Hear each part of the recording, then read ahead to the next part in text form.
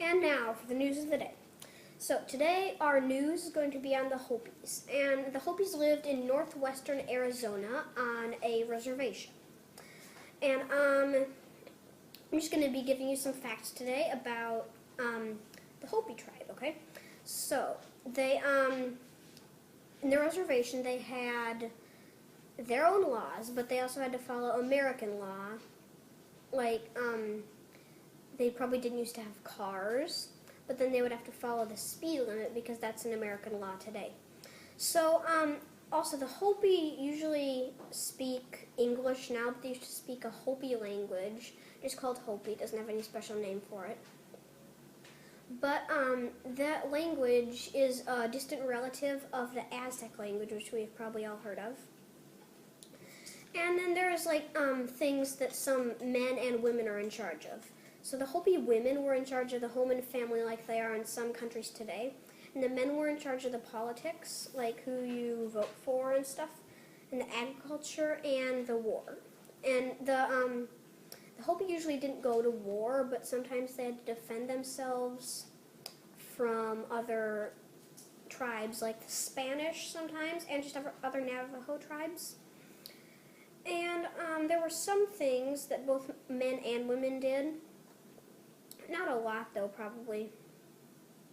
Because the women didn't have, back then they didn't have many jobs that they thought the women could really do. So, yeah, they lived in multi-story complexes, and they were pretty small.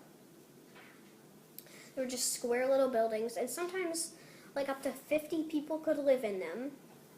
And about, like, one family each lived in one of the units. And they used ladders to get to upper units, and it's mostly all about the houses. They weren't very nice, but they were sheltered. It was shelter. So today they mostly live in just modern houses. But they used animals to carry travois, and they usually just walked to get places. And they were expert farmers. They planted corn, beans, squash and cotton, and then they raised turkeys for meat. So they did a lot of farming, and they were really good farmers too. And then the men, you usually hear of men in tribes hunting, and the men hunted deer, antelope, and small game.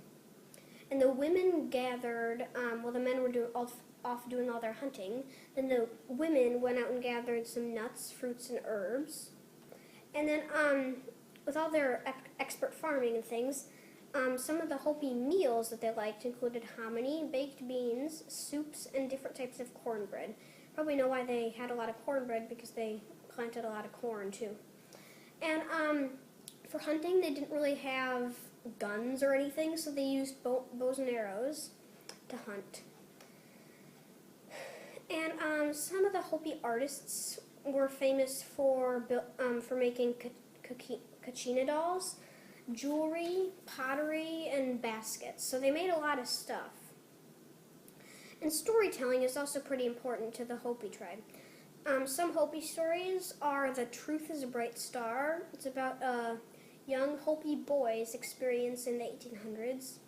And then there's a book that younger children may like called Field Mouse Goes to War. It's a legend.